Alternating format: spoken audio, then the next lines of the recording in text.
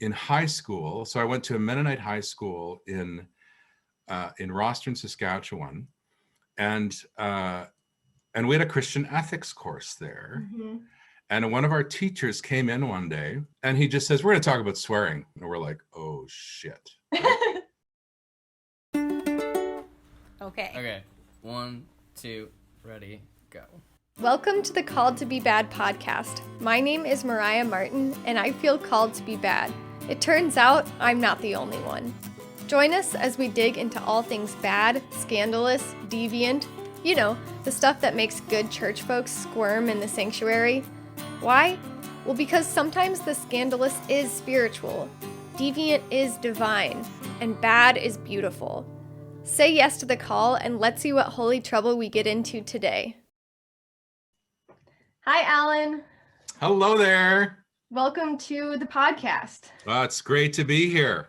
I met Allan Rudy-Froese at Anabaptist Mennonite Biblical Seminary, or AMBS, because Anabaptist Mennonite Biblical Seminary is a mouthful. And I took his preaching class and his voice class. I think that was the only classes that I took with you. Yeah, I think there might have right. been something else. And Allan also teaches at Conrad Grebel University College in Ontario.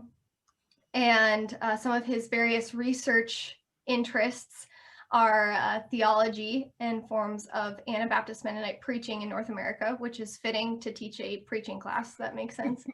And then also stage fright, and also swearing, which is what we are talking about today.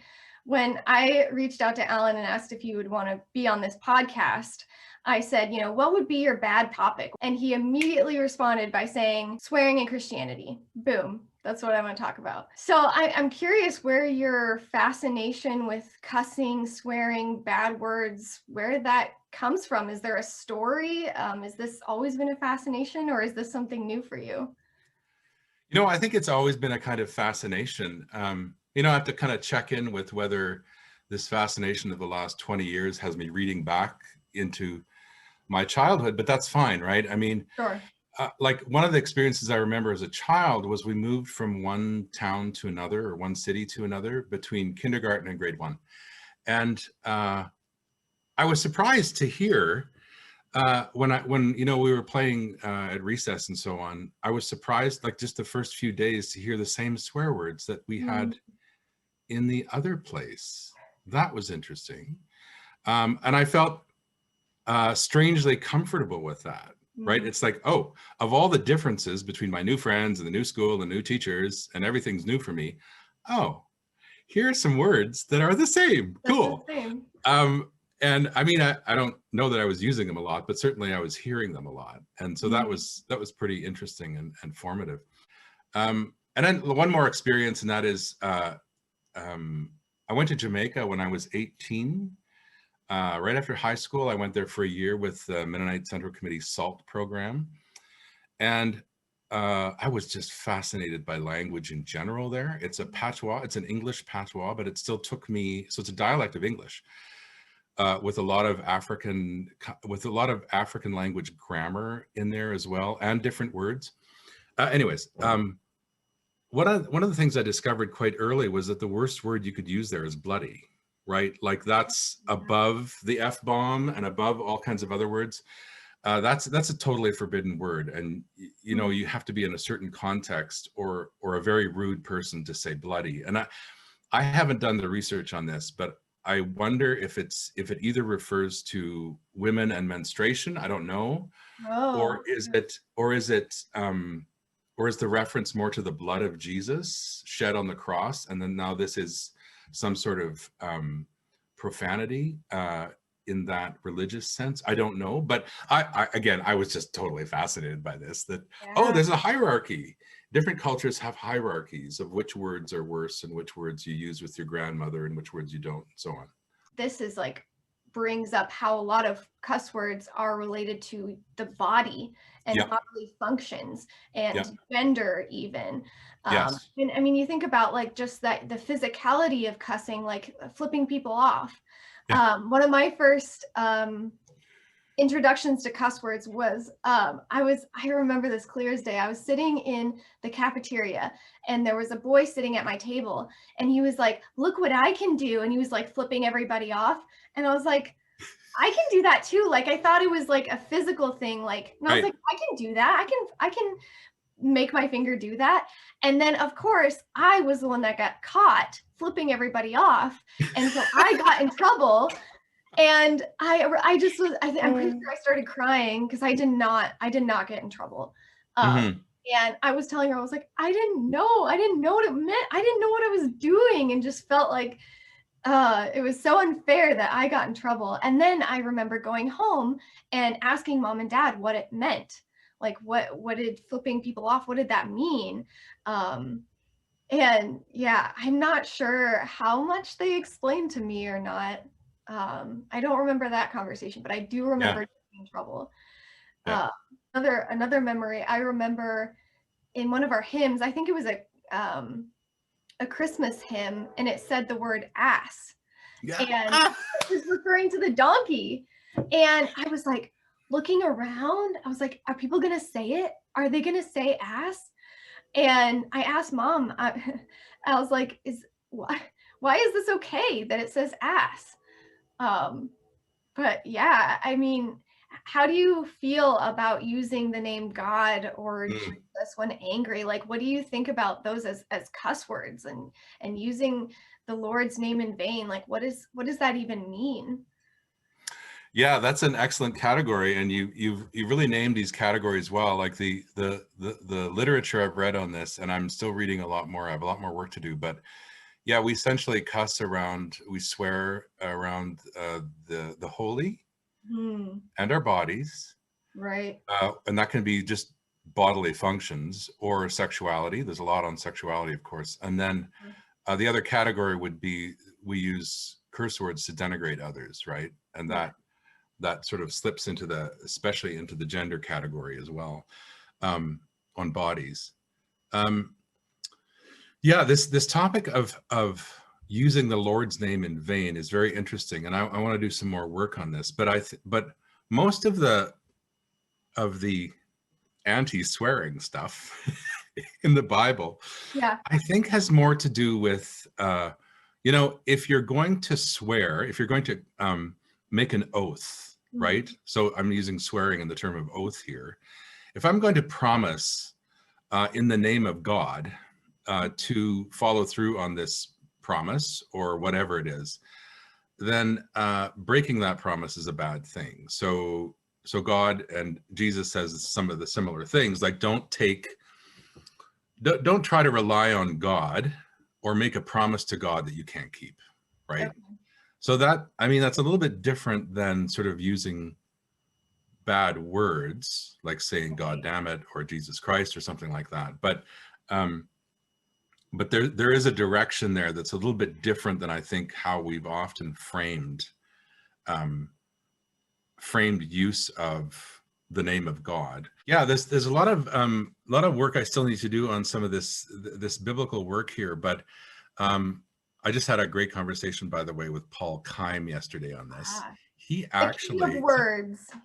Yes, Paul Keim is a professor at Goshen College here in the U.S., and he his dissertation was on the shift from curse and blessing to swear words and profanity, like in the Old Testament, and in Hebrew language. He can speak about 10 languages.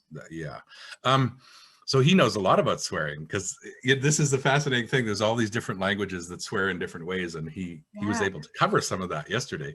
But yeah, words have meaning inherently, and often we think about words as having or the things we say to each other simply having content, right? And often they are. I'm gonna go take the car to the mechanic this afternoon. That's information, right? There are other forms of speech, though, that we have that have more inherent power, right? Like when I say something to my wife or to my children, I love you, that's content, but it's actually doing something, right? It's actually loving as I say the word love, right? Yeah. It's actually, the word is doing what the word means, right? And it's actually building relationship, right? But I mean, to turn that around, to say, fuck you, right? And it's Right, that not could said, break relationship. and it's not said in like the sort of joking way that we sometimes do that. Yeah. If it's in a mean way, that has the same, that has the power, right? That is remove it's a power, that's changing the relationship, right? When that word gets said, and there's power behind that, right? And of course, you know, cumulatively, when we're in close relationships, we our words just keep building on each other and building on each other, right? And so that's, I mean, that's sometimes called the speech act. There were all these folks interested in language in the early 1900s who, I think that's where the reality has always been there, but the term speech act is really important here in this whole issue of, well, it's important in all language, but it's super important in swearing, because these words have, for whatever reason, more power, mostly because they're taboo, because they're about the holy or the body or the other. And when we use them, they have a certain kind of power that can be used for good or for ill, right? And somewhere in between, right? Like when I just sort of, when something happens in my apartment here and I drop my cortado on the floor and I say shit, like that's in a totally different category, I think, because this is a surprising moment for me, and I'm going to say this word, it's right here. And yeah, it has no social import in that sense, right? Sure. But I have to watch that I don't say that in front of, you know, my grandparents aren't living now. I probably wouldn't say that in front of my mother, but then I might, right? Yeah, and that could change the nature of your relationship. Yes. Well, it would at least it would have us having a conversation. Right. Yeah.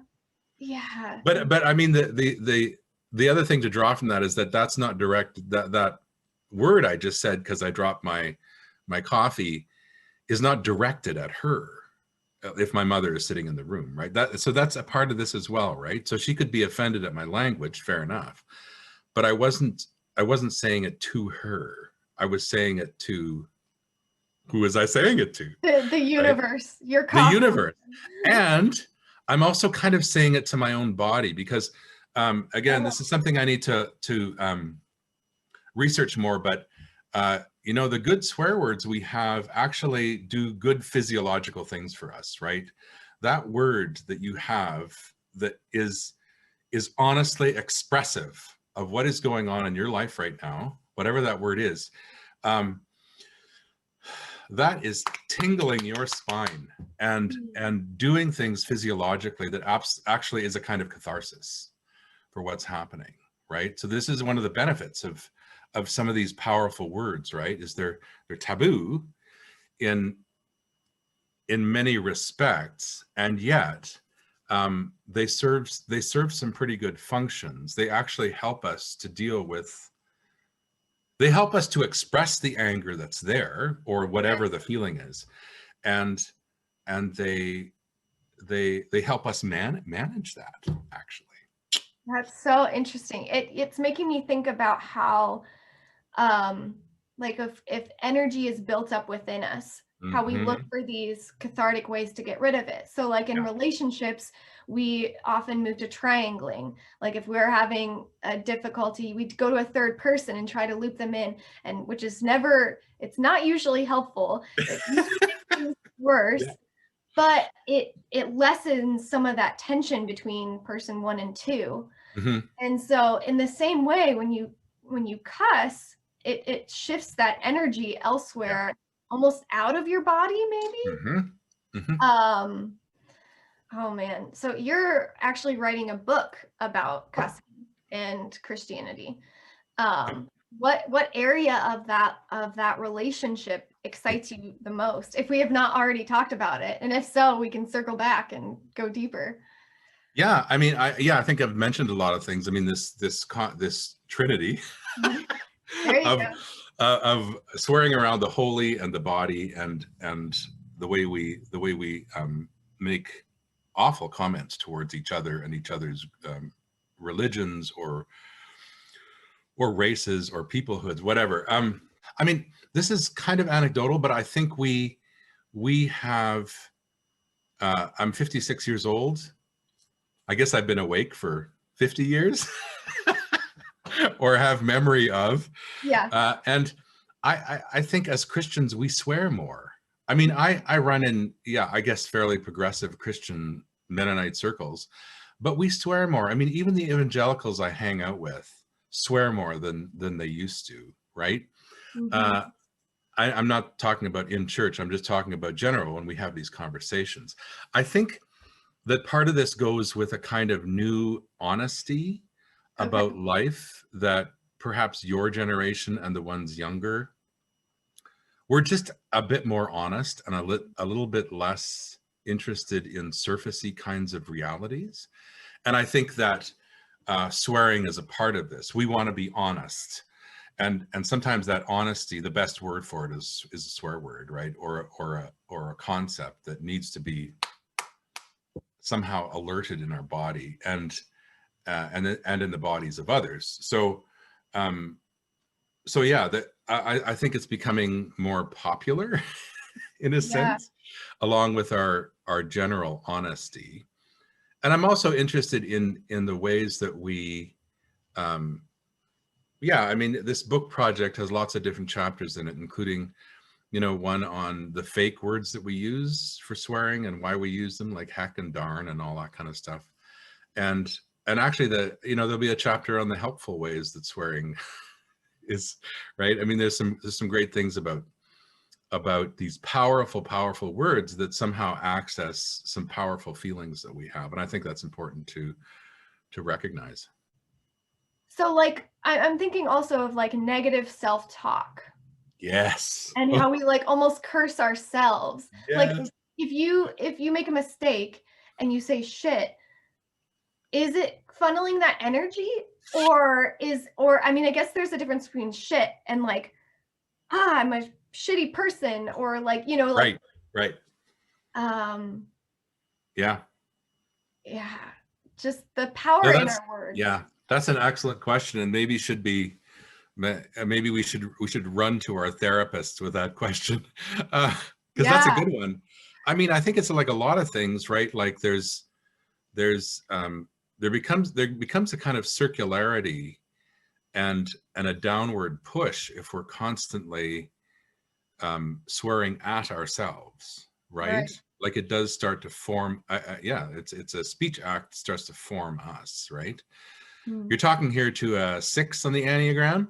Okay. As my wife once said when she was reading about 6s, my wife Marilyn, she said, Allan, I knew you had a critic in your head. I didn't know you had a whole committee of critics, right? Yeah, I have a whole committee of critics. And so they can all swear at me at the same time. And I have to learn to say bye-bye, you know, to some of that really negative, those negative, and sometimes I swear back at them, right? Yes. Yeah. In a kind of humorous way, right? Like, yeah, you can leave now. Bye-bye. Yeah. Go to hell. Yeah. This is not really of any, well, it's related, but one of my favorite things I've learned from therapy and various books I've read about like the inner critic. So I am surrounded by ones on the, maybe I'd have to say on this podcast that you need to do some precursory homework and learn about the Enneagram if you're going to listen to it. But I'm surrounded by ones in my life, and they have a strong inner critic. And anyway, so I also have that inner critic voice. And one of my favorite things that I've learned is if I have a big feeling, oftentimes it's the inner critic, I visualize kind of like in the Pixar movie Inside Out, where each of her emotions, this little girl, each of her emotions are a character. So anger is this red little character. So I picture my big feeling as a character. And I could say bye-bye. I could also invite that character to the table and say, okay, envy, what do you have to tell me right now? Or, okay, inner critic voice of laziness, what do you have to share? And oftentimes it's like, I gave an example recently. I forget what it was, but it was just like, they just wanted to be heard. Like if you literally visualize this feeling as a little character, they just wanted their voice to be heard. And so I'm like, okay, sit, have some tea, tell me what you want to say, and then go play. You know, I release you. Yeah. That's good. And I'll, stick up my middle finger as you leave, but yeah, anyways, just all of this, like how we talk with ourselves, how language affects our physical body, our physiology, that it does something. It's more than just a word. Yeah. But yeah, it does something physiological. It's a release. It's, I don't know, but it's so interesting how it plays with our sense of morality also, like that, and when I started ministry, and even in seminary, when I was studying to be a pastor, I would get comments like someone would say a cuss word and then they'd be like, oh, I'm so sorry, you're going to be a pastor. And that made me so mad. I'm like, no, if you're going to cuss, do it unapologetically, as long as it's not super offensive. Don't change yourself because I'm a pastor. I think one of the things at the bottom of this, and this is now from my, so I'm a trainee in a particular voice method and theory. You can look up Kristin Linklater online and find out what that is. So I work with voice teachers in New York City as well as in Scotland, in the Orkney Islands. And this is something I've been working at for 20 years, and now I'm in this trainee phase, so I can be an official teacher of it. And this is similar to a lot of other voice and acting kinds of practices. It's also similar to different kinds of mindfulness practices. But one of the things that's at the root of all this is that we have desires and we have things we want to express. And what society has done, and this is all good nurture from our parents. We grow up, we have this very natural voice as babies. We want something and we know what to do to get it. It's the smile or it's the cry, and we just let it out, right? Like the most pure voice is the infant, right? Who is just gonna, there's a pang, there's a need, and it's expressed. And as we get older, we hear it, girls don't talk that way. Use your outside voice, use your inside voice. We don't speak that way to grandma. Or can you just bring it down a bit? Or this is where we whisper, or this is a secret. So we start to get, our voices start to get controlled in all kinds of probably good ways and probably ways that are not so good. And expressing expressing what we want to express is not always easy. We have all kinds of social and religious and maybe gender ideas that we can't express ourselves the way we really want to express ourselves. And one of the things we're working at in this voice practice is to express ourselves, right? We have problems doing that. Sometimes it's actually our musculature that has changed. And often it's those other critics that say, you can't talk that way. You can't read the Bible like that. It's supposed to be a holy book. You're supposed to, so we have all these rules. And one of the things that we try to get rid of is the rules, or more positively to say it. What do you really want to say? And how can you say it? How do you want to express that? Right? And it's not an intellectual exercise as much as it's just physical. It's like think of a sigh, for instance, right? Like sometimes we sigh these deep sighs of, it's a deep feeling, right? It can be anger, it can be pleasure, it can be whatever, but it's, oh, yeah, right? Or it's, oh, right? I mean, there's lots of different kinds of sighs. And yeah, how do we express those? And how do we express them as performers, as people who are reading scripture or preaching in church? And how do we express those, when you're working with people in counseling settings or in meetings? how do we learn to express ourselves truly in ways that are powerful and in ways that truly express what we want to express. So that's sort of behind some of this work that I'm doing in swearing, right? Because swearing is one of those ways of testing the boundaries of what we can and can't say. It's just one of them. There's lots of other ways to do that, right? Right. But how do you express that deep sigh that you have? It could be in a good swear word. I don't know. And of course, there's times and places for different things, right? But sure. Yeah. Hello, beloved baddies. A quick break to tell you that this episode is sponsored by the Center for Art, Humor, and Soul, a nonprofit that supports and amplifies the voices of edgewalkers through art that catalyzes change, laughter that brings us together, and soul awakening to the creative spark within us. The support from the Center for Art, Humor, and Soul has meant the world to this podcast. So I highly encourage you to check out their website, arthumorandsoul.com, to see their other featured artists and projects. If you want to support the podcast, you can check out our Patreon or get in touch. Now I'll let you get back to this episode of Called to Be Bad. So what would you say to someone that if you cuss, if you say bad words, that makes you a bad pastor, Christian, whatever? How would you respond to that? No, I'm inclined to say almost the opposite, Mariah. Okay. I'm inclined to say that well, yeah, this is good. And it was good. But that's my first thought. I should stay with it. Yeah.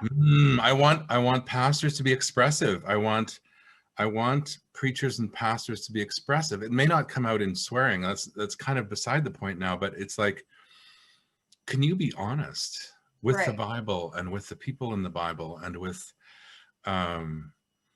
the faith and how complex and beautiful and tragic and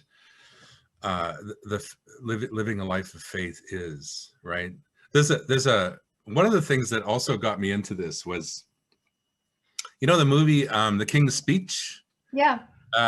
There's a moment so the king stutters and he gets a voice teacher to work with him, and before one of his big speeches they go through one of the exercises, and the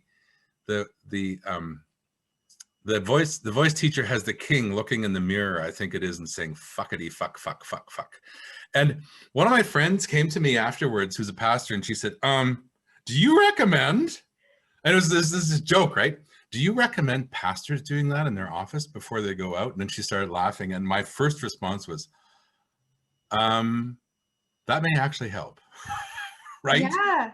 Like it may actually, there's all kinds of, and I do this in the preaching courses and voice courses, as you know, there's lots of warm-ups that you could be doing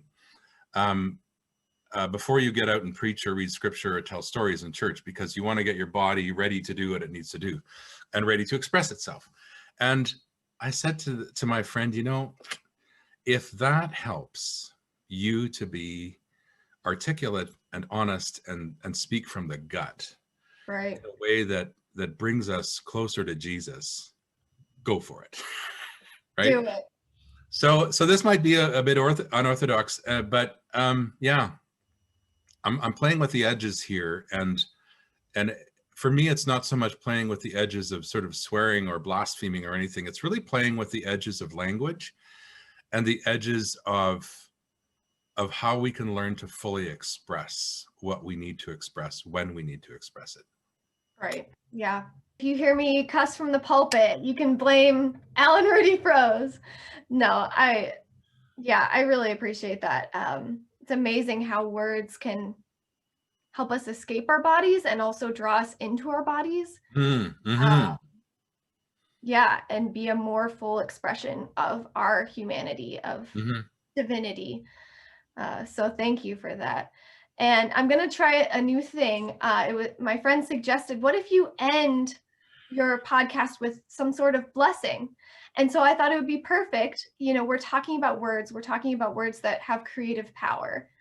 So why not end this time with a blessing? Amen. That's great. Off the top of my head, Allan and everyone listening, go from here and dive into the fullest expression of your humanity.